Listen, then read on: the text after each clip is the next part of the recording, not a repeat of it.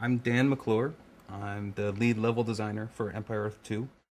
In each campaign, what we tried to do is create an arc of difficulty. So the novice player starts out and gets introduced to these things. The more hardcore player will be able to move through those quickly, but will be able to locate the new things that we've put into Empire Earth 2 at the same time and be able to master them very quickly in the more difficult scenarios.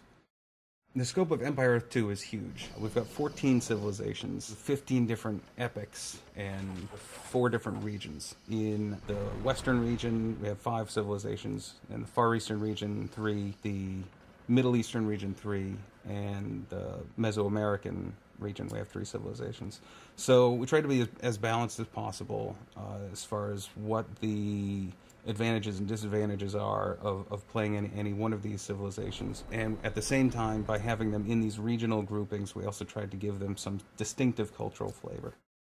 Of course, these are, distinct territories that can be traded with other players and conquered and developed. We've tied the concept of territories into population, resources, the kinds of buildings that you can build. We've also tied the scenario objectives into territories as well.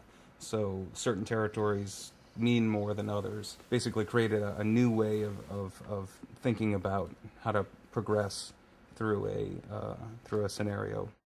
Turning points are where essentially we take a famous battle and we make it playable from either side for the player. A case in point is the Battle of Normandy, where you can play as the Allied forces invading, or you can play as the Germans and trying to obviously hold territory. They're like kids. You can't pick a favorite one. Of course, you have your favorites. I like in the Korean campaign, the third Korean scenario is a thrill ride from beginning to finish. I like actually the next to last scenario in the German campaign. And in the American campaign, I'd have to say it's the liberation of France against the Nazis in World War II, just because I'm a big World War II buff.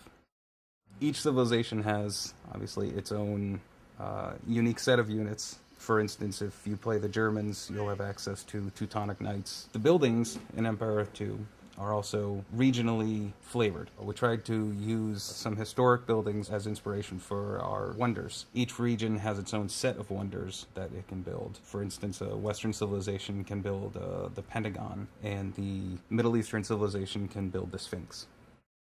Rated T for Teen.